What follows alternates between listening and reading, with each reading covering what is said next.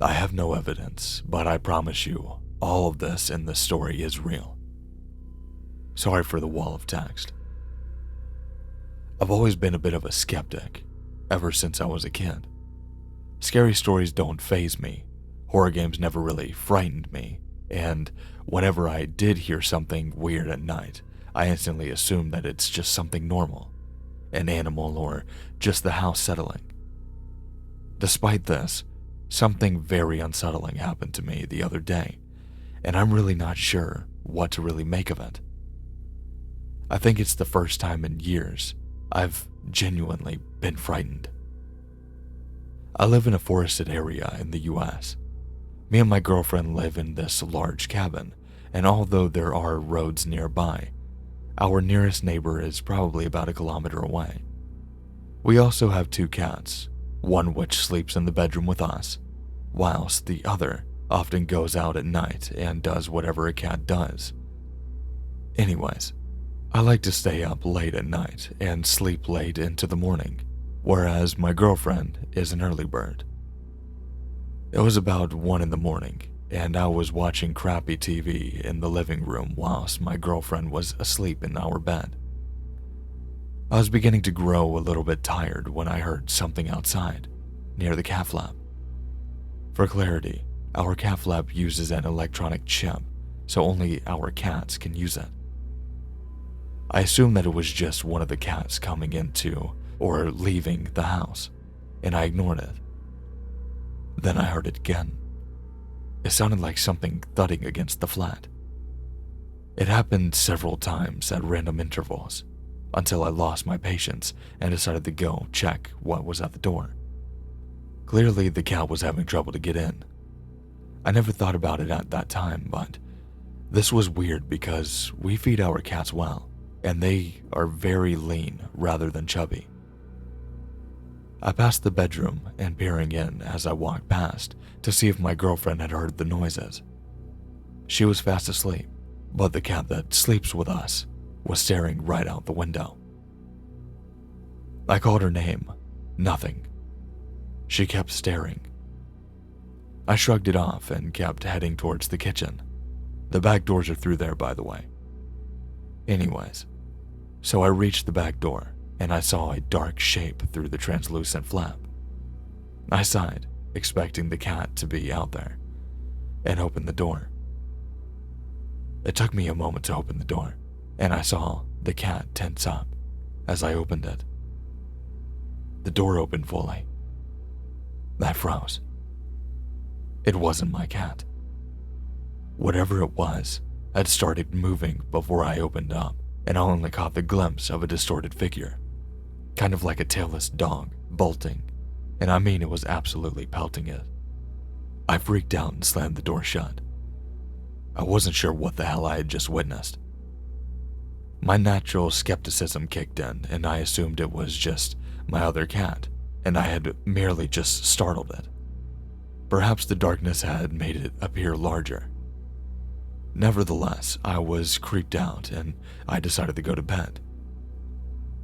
As I slipped into bed, I realized something horrifying. The second cat was asleep on the rug. It took a while to go to sleep that night. Everything seemed normal until a few hours later.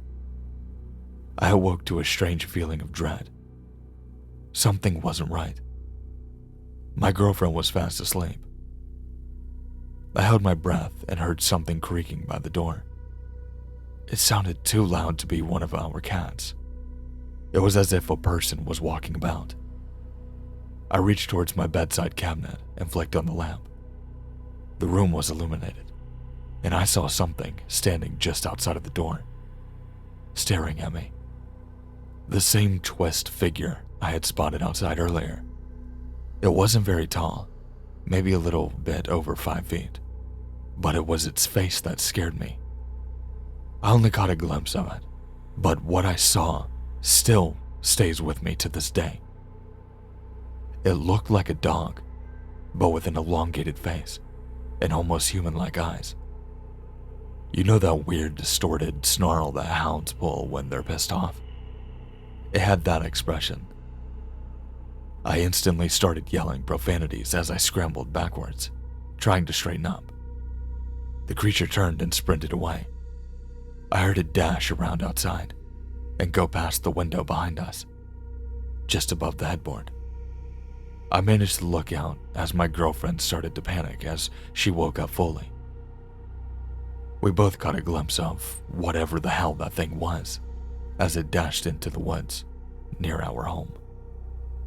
I haven't seen it since, and we still live in our cabin, but I've bought sturdy locks for all the main doors and windows in the house and always check the exit points at night.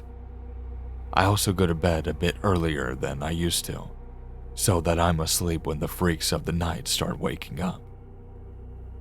I've read a bunch of these forums, and the only thing that I can compare it to, based on what I saw, is a skinwalker.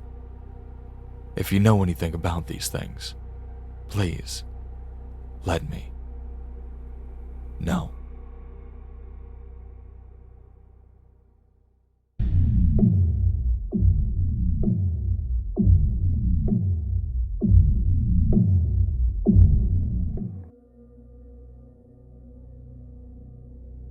Last Sunday, I was putting together a new dresser I had brought into the rear bedroom of my apartment. The bedroom door was open, and I could see down the main hallway into the living room, where my fiance was standing with the two kids while they were playing. This is about 7:30 p.m. A knock comes on my door. My 6-year-old son runs to the door and opens it, even though he knows he's not supposed to. We're working on this. He was still coming down from his birthday party excitement, and just went for it, probably thinking someone else was stopping by for his party, even though it was long over. A woman is at the door. I recognize her as the upstairs neighbor from the other side of the building. She says she needs help and walks straight into the apartment. She began frantically talking nonsense, saying that she was locked out of the building. She is in the building, saying she can get into her apartment, but she couldn't get in the building. Then in the same breath saying that she can't get into her apartment. She's apparently extremely disoriented and keeps saying she's just so exhausted and really tired over and over and over again. She appears very out of it to me. Not balancing very well, speech pattern is sloppy, appears to be in some sort of light daze. To me, immediately it appeared she was having some sort of episode. As soon as I stepped foot near her, I could tell something fishy was going on. She continued to talk in circles and not make any sense, saying her parents were going to be so worried if she didn't check in with them. She lives alone. She begins repeatedly asking us to call numbers for her. Her phone's in her hand, on the video record setting, but I can see it's not recording. She's rolling something in her pocket over and over. It appears to be a screwdriver. And she's telling my fiance numbers to dial. She cannot come up with the numbers. Every phone number she gave us to call for help was multiple digits short. They were not phone numbers. Then when I said it's not enough numbers to make a phone number, she would switch to a different phone number, and then stop halfway through saying it. This happened about 7 to 8 times, and finally I'd had enough. She kept saying her phone wasn't working, so I let her try to use my phone, but she ended up just standing there holding it. Not using it, just holding it continuously talking nonsense. I'm thoroughly uncomfortable at this point, and very upset with this woman, who's entered my apartment without an invitation, and is acting this way around my children. I tell my fiance to take the kids to the back of the house, and try to coax the woman by saying, "Let's go check out your apartment. Come with me. We'll see if it's open." I try to lead her out of my apartment, but she's saying that she's so exhausted and needs to sit down, and proceeds to just sit down on my living room couch. I'm not thrilled with this. In fact, I'm pretty livid, but I keep my cool and realize I'm dealing with crazy. My fiance flanks her from the back, so she cannot get any further into the apartment and near the children again. I continue trying to coax her out. After about 5 minutes of trying to convince her to leave the apartment or come with me to check hers out, she finally walks out ever so slowly out of our basement apartment. I'm a stairway ahead of the woman already, telling her to follow me up to her apartment. On the way to her apartment, she attempts to get into 2 other apartments that are not hers. I tell her each time that's not her apartment. When I arrive up at her apartment, the door is wide open. She has not caught up with me yet, so I take a quick glance inside the door. The couch cushions are thrown everywhere, and the living room is looking torn up, turned upside down. She arrives behind me and tries again to get into another neighbor's apartment across from the hall from hers. I tell her that's not her apartment, but hers is here and it's wide open. Finally, I get her to get inside of her apartment, and when she does, she apologized to me saying, "I'm sorry, this is how we had to meet. I'm just so exhausted." I say it's okay and quickly head back downstairs to my apartment. I've had such an uneasy feeling, I decided to call the cops and let them know that some woman who I've never spoken to before showed up at my door asking for help and acting disoriented. They say they'll send someone to check in on her. An hour later, police arrive and knock on her door. No answer. They leave. 4:15 a.m. rolls around. My 6-year-old son and 1-year-old daughter have been asleep through the night, as myself and my fiance. I get up to use the bathroom, and as I'm using the bathroom, I hear a light knock on my apartment door. So light I actually second-guessed if I'd heard it. I call out to my fiance to ask her if she heard a knock at the door too. She says that she didn't hear it. We both head towards the living room together, just to see if we hear anything. No sooner do we step foot in the living room than we begin to hear scratching sounds at the front door. The unmistakable sound of someone clawing at your door is not something I wish anyone to hear in the middle of the night. It's truly horrifying. I tell my fiance to be with the kids and make sure that they're okay. I open the door to find the woman from earlier standing at the top of the flight of stairs, in front of my apartment, just looking down, staring at the door. It's fucking terrifying. So I told her no fucking way are we doing this shit. Proceed to call her a crazy bitch and tell her to get the fuck away from my apartment and stay away from my family. I also told her I'm calling the cops right now. She scurries away out of sight, presumably back to her apartment. I immediately call the police. They showed up and asked her all the mental health questions, which she apparently answered adequately, so they said there was nothing they can do. This woman is clearly in some sort of state, and is now harassing me and my family, and disturbing our peace and the safety of my children. They told her to stay away from us, and I haven't seen her in a week since then. But I can't help to continue to think about it. Ever since that first time she entered the apartment acting crazy, I have this pit in my stomach and this uneasy feeling that whatever this is, it's not over. I still don't know what it was that was going on, and it makes me feel so uneasy. I don't know what to make of it. Our other neighbors who we're cool with said that the doorknob was a bit jiggly by someone in the middle of the night. Putting 2 and 2 together, I know that this crazy woman, it's got me sick. The complex sent her a warning that this behavior isn't acceptable, but I really don't know what to do or how to feel. My first instinct is to respond with anger and physically defend myself and my family. Input is welcome and appreciated.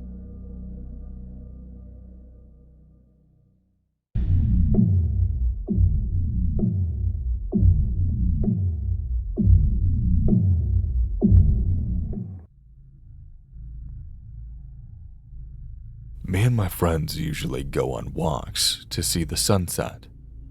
Yesterday something happened that is extremely unusual and scared the shit out of me. It was around 8 p.m. and my friends had already set off for the walk. I didn't leave with them this time and left a little bit later, so I went to the location we always walk to catch up, only to hear a high-pitched scream which kept changing in tone. Obviously, I assumed that it was one of my friends trying to play a prank on me and decided to follow it. But then I got a call from them asking me where I was, and they told me that they had already arrived back at my place. My body froze in pure fear as I realized that the screams were not coming from my friends, but something else close to me, and I was alone. In my head, I was telling myself that it was maybe just a fox, but from past experience here, it couldn't have been. I immediately told them what I heard and started running away from the location I was at. They set off to find me, and from that point on, I was running down the field, trying to head towards my friends, as I knew where the exit of this trail was. I was on top of a tall hill, and my friends were at the bottom of it. From my friends' point of view, they saw the top of my head darting in one direction, and they heard something screaming, but it sounded like my voice crying for help. The weird part is, I was never screaming. As they got to me, we heard nothing else. The screaming stopped completely as my friends arrived, and even after we searched around the area, we heard no screams. No animals Nothing. Almost as if the thing had retreated when my friends came. Previously in the area, we encountered what we think was a skinwalker or some sort of cryptid behind a line of bushes. There was a head and torso peering over while moving in a straight line. It looked like a mannequin with no features, just skin, and it wasn't running or walking, more of like hovering like on a Segway.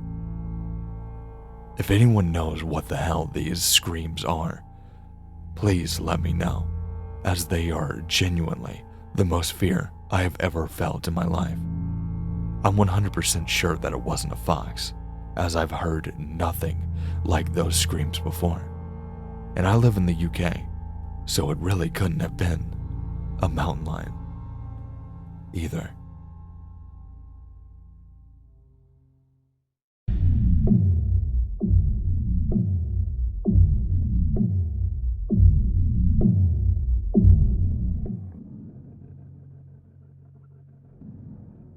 This isn't meant to be cautionary sharing of this encounter I had, and not to speak, joke, or disrespect the names of the certain beings or whistling at night.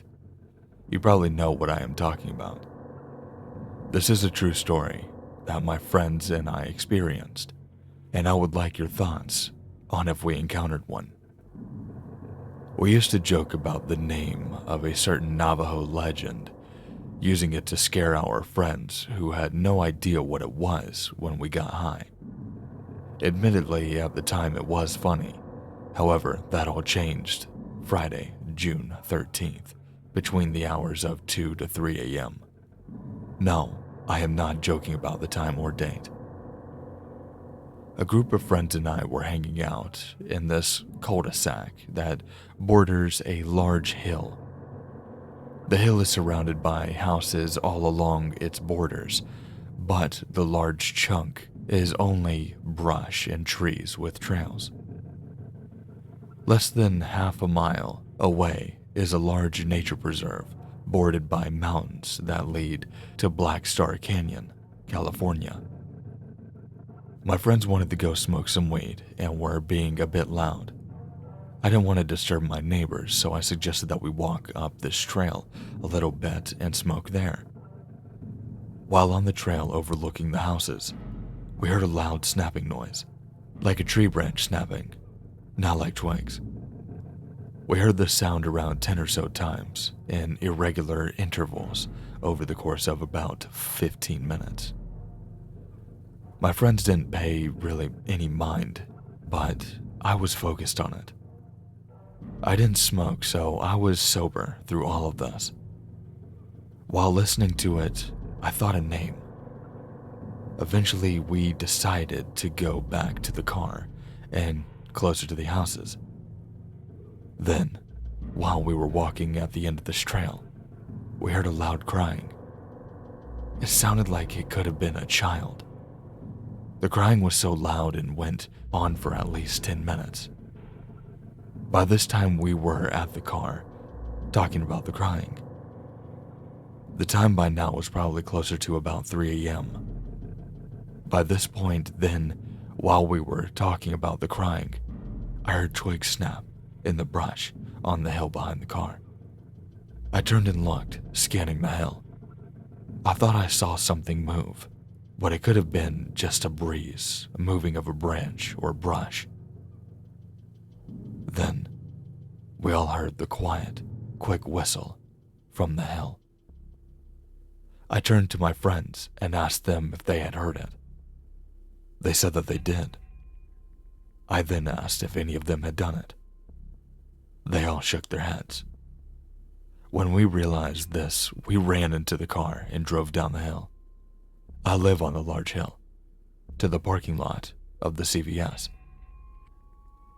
While there, we all got into one car to talk about what had happened. Then we saw a massive coyote cross in front of the car, maybe 100 feet away, looking straight at us, and then left. I've taken this experience as a massive warning never to play around with or disrespect its name again. I went from a skeptic who only enjoyed subreddits like this and listening to the horror stories on the internet to downright terrified to even think about the name or be alone outside.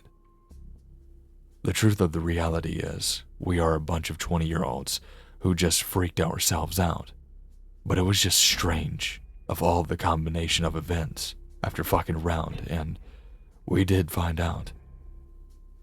I urge everyone to not make the same mistake that we did, joking around and saying the name.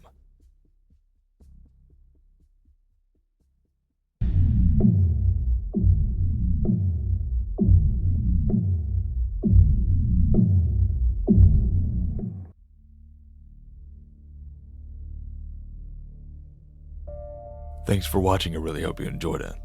Massive shout out and a huge thank you to the one and only Jensen. The man disappeared, people. He disappeared for a while. And now he's back. And he says that he's back for good. I'm glad to see that. Welcome back, man, and I really appreciate you hopping on this with me. I've been wanting to get this collab for a while, man. I'm just glad that we finally got to do it. But make sure to go check out his link in the description. I'll make sure to put it in there and at the end of the video. He's got a lot of content, trust me. And he's got some funny content too. He does pretty much about the same stuff that we all do, and he does a damn good job at it. So I'll make sure to throw those links in there and definitely go check him out. If you guys did enjoy this video and would like to see more and more collaborations, make sure to like, comment, and if you're new to the channel, make sure to subscribe. We've got a lot of content and a lot more coming, trust me. I got you guys. But, with that being said, stay safe, stay scary, and I'll see you in the next one.